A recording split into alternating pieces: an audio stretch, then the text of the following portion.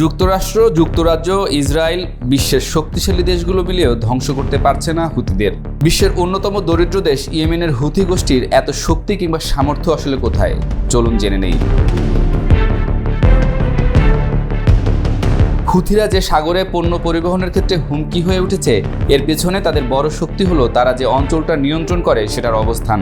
Iran সমর্থিত হুথিরা 2014 সালে ক্ষমতা দখলের পর থেকে ইয়েমেনের বড় অংশ নিয়ন্ত্রণ করে আসছে, যার মধ্যে আছে রাজধানী সানা, দেশটির উত্তর অংশ এবং লোহিত সাগরের উপকূল অঞ্চল। আর এটাই তাদের লোহিত সাগরের প্রবেশপথ হিসেবে খ্যাত বাব আল মান্দাব প্রণালীর নিয়ন্ত্রণ এনে দিয়েছে, যা ইউরোপের সাথে এশিয়ার যোগাযোগের সংক্ষিপ্ততম পথ এবং এটি তাদের অস্ত্রের আওতার ভেতরে।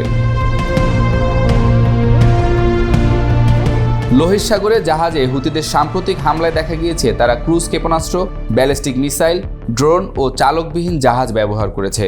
এছাড়া শুরুর দিকে হামলায় দেখা যায় হুথিরা ছোট ছোট নৌকা বা হেলিকপ্টার নিয়ে বড় জাহাজে উঠে পড়ছে ও সেটা দখলের চেষ্টা চালাচ্ছে। যে ড্রোন হুথিরা ব্যবহার করছে ধারণা করা হচ্ছে এগুলো কাসেফ ড্রোন। সেই সাথে আছে অনেক দূর পর্যন্ত হামলায় সক্ষম সামাস যুদ্ধ বিমান। এই বিমানগুলোর লেজের দিকে ভি আকৃতির পাখা থাকে। এই অস্ত্র হুতিরা ব্যবহার শুরু করে আসছে সৌদি আরবের সঙ্গে তাদের দীর্ঘদিনের সংঘাতে। The Washington institute for near east policy বলছে, বিভিন্ন ধরনের জাহাজ বিধ্বংসী ক্রুজ ক্ষেপণাস্ত্র রয়েছে হুথিদের, যেগুলো 80 কিলোমিটার থেকে 300 কিলোমিটার দূর পর্যন্ত আঘাত হানতে সক্ষম। এর মধ্যে আছে সায়াদ এবং সেজ্জিল মিসাইল। হুথি গোষ্ঠীর কাছে এমন জাহাজ বিধ্বংসী ব্যালিস্টিক মিসাইলও আছে, যা 300 কিলোমিটার দূর থেকে লক্ষ্যবস্তুতে আঘাত হানতে পারে।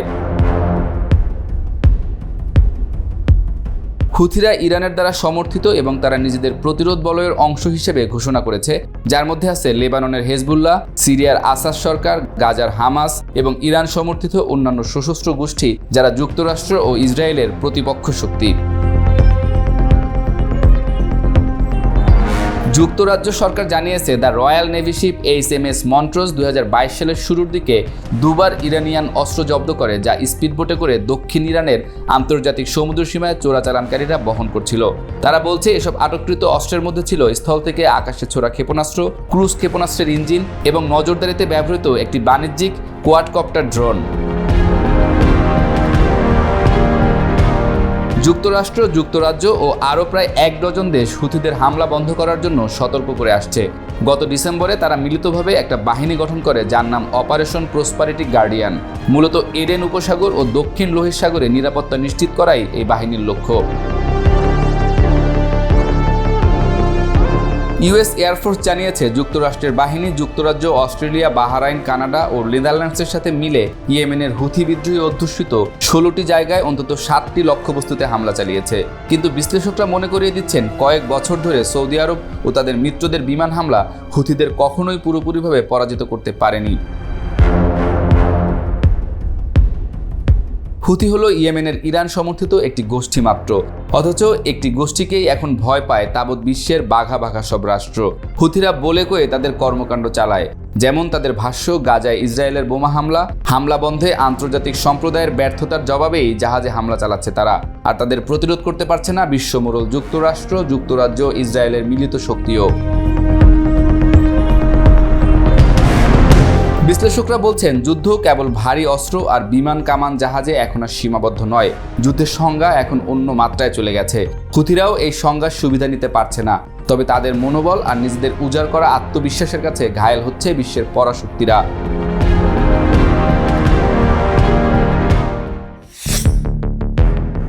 বিগত শতাব্দী জুড়ে বিশ্ব নেতৃত্ব ছিল যুক্তরাষ্ট্রের হাতে, কিন্তু 21 শতকের তৃতীয় দশকে এসে সেই নেতৃত্ব চ্যালেঞ্জের মুখে।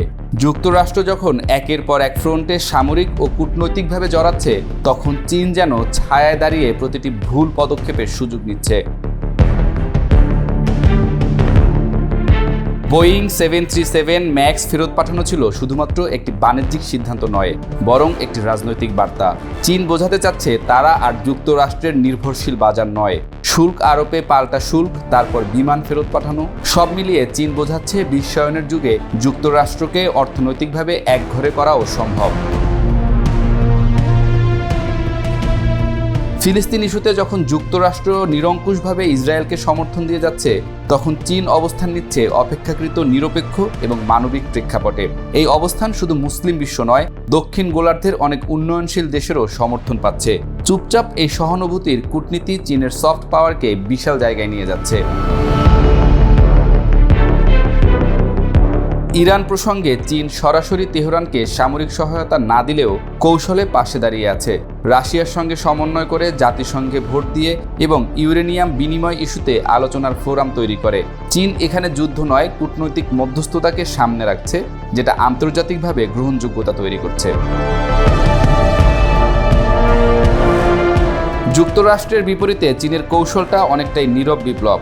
বড় বড় ভাষণের নেতৃত্বের কথা না বলে তারা তথ্য প্রযুক্তি, অবকাঠামো, জ্বালানি এবং কৃত্রিম বুদ্ধিমত্তার মতো ভবিষ্যৎমুখী খাতে বিনিয়োগ করছে। বেল্ট অ্যান্ড রোড ইনিশিয়েটিভ হোক কিংবা ডিজিটাল সিল্ক রোড, সবই ভবিষ্যতের নেতৃত্বের রূপরেখা। বিশ্লেষকরা বলছেন, যুক্তরাষ্ট্র যত বেশি সামরিক অভিযানে নিজেকে জড়াবে, ততই তারা পর্দার আড়ালের নেতার ভূমিকা থেকে সরে যাবে। যুদ্ধপ্রবণতা আর অর্থনৈতিক একচেটিয়াকরণ যখন আঞ্চলিক শান্তির চেয়ে বেশি গুরুত্ব পায়, তখন নতুন নেতৃত্ব খোঁজে মানুষ। আর চীন সেই শূন্যতা পূরণ করতে চায়, ধীরে সুনিপুণভাবে। চীনের নেতৃত্ব কেবল একক দেশ হিসেবে নয়, বরং একাধিক রাষ্ট্রের স্বার্থ রক্ষা করে বিকল্প বিশ্ব ব্যবস্থা তৈরি করাকে কেন্দ্র করে গড়ে উঠছে। নেতৃত্ব মানেই শুধু অর্থনীতি বা সেনাবাহিনী নয়, এখন এটা বিশ্বাসযোগ্যতা আর অংশীদারিত্বের বিষয়। সরাসরি সংঘর্ষে না গিয়েও যুক্তরাষ্ট্রকে তার নিজের ছায়ার সঙ্গে লড়তে বাধ্য করছে চীন। ভবিষ্যতের নেতৃত্বে হয়তো রাতারাতি বদলাবে না, কিন্তু যে প্রশ্নটা এখন সবার মনে, যুক্তরাষ্ট্র কি আর আগের মতো আগ্রহী, দক্ষ ও গ্রহণযোগ্য বিশ্বনেতা? এবং ঠিক এখানেই চীনের কৌশল চালু হয়ে গেছে, যেখানে তারা কথা কম বলে কিন্তু খেলে যায় অনেক গভীর খেলাটা।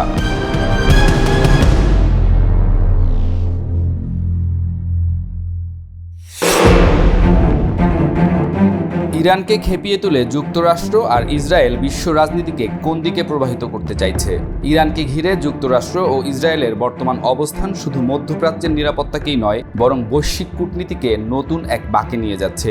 ইতিহাস বলছে, বিশ্বের যে কোনো বড় অশান্তি বা সংঘাতে যুক্তরাষ্ট্রের প্রত্যক্ষ বা পরোক্ষ ভূমিকা থেকেই যায়। তবে এবার প্রশ্ন হচ্ছে, এই উত্তেজনা কি কেবল ইরানের কারণে, নাকি এর পেছনে আরও গভীর ভূ রাজনৈতিক হিসাব আছে? ফিলিস্তিন ইস্যুতে যেখানে সৌদি আরব সহ অনেক মুসলিম দেশ নীরব দর্শকের ভূমিকা নিচ্ছে, সেখানে ইরান ইস্যুতে সরব হচ্ছে একাধিক শক্তিধর দেশ। রাশিয়া একাধিকবার জানিয়ে দিয়েছে তারা ইরানের ওপর হামলার বিরোধিতা করবে। চীন সরাসরি অবস্থান না নিলেও কৌশলে যুক্তরাষ্ট্র বিরোধী অবস্থানে ইরানের পাশে দাঁড়াতে পারে। উত্তর কোরিয়ার মতো রাষ্ট্রগুলোও এই প্রতিরোধী ফ্রন্টে একাত্ম হতে পারে, যদিও তাদের সক্রিয়তা এখনো অনুমান নির্ভর। তেহরানকে ঠেকাতে যুক্তরাষ্ট্র ও ইসরায়েলের যেসব পদক্ষেপ, যেমন ইউরেনিয়াম সমৃদ্ধকরণ সীমা, পর্যবেক্ষকদের প্রবেশাধিকার, সেন্ট্রিফিউজ উৎপাদন, এসব নিয়ে অভিযোগ, তার পেছনে বৈধ উদ্বেগ যেমন আছে, তেমনি ভূ রাজনৈতিক প্রতিযোগিতার বাস্তবতাও রয়েছে। ইরান ইতোমধ্যেই বলে দিয়েছে তাদের কর্মসূচি শান্তিপূর্ণ, কিন্তু অতীত ইতিহাস এবং আঞ্চলিক উত্তেজনার পটভূমিতে এই যুক্তিকে অনেক রাষ্ট্র বিশ্বাস করতে পারছে না। যুক্তরাষ্ট্রের অতীত যুদ্ধনীতি যেমন ইরাক, লিবিয়া কিংবা আফগানিস্তানে হস্তক্ষেপ, এই ক্ষেত্রেও অনেকে আশঙ্কা করছেন রেজিম চেঞ্জ নীতির পুনরাবৃত্তি হতে পারে। তবে এবার পরিস্থিতি আলাদা। আন্তর্জাতিক রাজনীতি এখন বহু মেরুর দিকে যাচ্ছে। যুক্তরাষ্ট্র ও ইসরায়েলকে চ্যালেঞ্জ করার মতো শক্তি যেমন রাশিয়া, চীন বা ব্রিক্স জোট উঠে আসছে, আবার পশ্চিমা দেশগুলোর মধ্যেও কিছুটা দ্বিধা ও প্রশ্ন তৈরি হচ্ছে। বিশ্লেষকরা বলছেন, ফিলিস্তিনে ইসরায়েলের কার্যকলাপে যুক্তরাষ্ট্রের প্রকাশ্য সমর্থন এবং ইরানের সঙ্গে চলমান উত্তেজনা দুটি বিশ্বকে দ্বিধাভাগ করতে পারে। একদিকে যুক্তরাষ্ট্র, ইসরায়েল, নেটো ঘরানা, আর অন্যদিকে রাশিয়া, চীন, ইরান সহ নতুন মিত্রজোট। যদিও এই বিভাজন এখনও আনুষ্ঠানিক নয়, তবে জাতিসংঘ, G7 কিংবা SCO-তে মতবিরোধ ও জোট রাজনীতি এই ধারা নির্দেশ করছে। ইরান জানে বড় সংঘর্ষ তাদের অভ্যন্তরীণ অর্থনীতি ও স্থিতিশীলতাকে ঝুঁকির মুখে ফেলবে, আর ইরানে আক্রমণ হলে সে আক্রমণের যে তাপ অন্যান্য দেশে লাগবে তাতে বড়সড় ক্ষতির মুখে পড়বে যুক্তরাষ্ট্র। তাই রোম ও ওমানে চলমান কূটনৈতিক আলোচনা, ট্র্যাক টু ডিপ্লোমেসি এবং বিকল্প জোটের মাধ্যমে আলোচনার পথ এখনও খোলা রয়েছে। যুদ্ধের আশঙ্কা থাকলেও এখনও কিছু দরজা খোলা, যেখানে ভুল সিদ্ধান্ত নয় বরং আলোচনাই বড় পরিণতির পথ। বিশ্ব এখন এমন এক সময় পার করছে যেখানে একটি ভুল সিদ্ধান্ত হতে পারে অর্থনৈতিক মন্দা শুরু, শরণার্থী ঢল কিংবা জ্বালানির মূল্য বৃদ্ধির মতো বৈশ্বিক বিপর্যয়ের কারণ। তাই যুদ্ধ নয়, এই মুহূর্তে প্রয়োজন দৃঢ় কূটনীতি, বহুপক্ষের সম্পৃক্ততা এবং সাহসী রাজনৈতিক সমঝোতা। সংঘাতকে প্রতিরোধ করতে হলে সবাইকে এগিয়ে আসতে হবে, শুধু টেবিলে বসার জন্য নয় বরং শান্তির জন্য প্রকৃত উদ্যোগ নিতে হবে।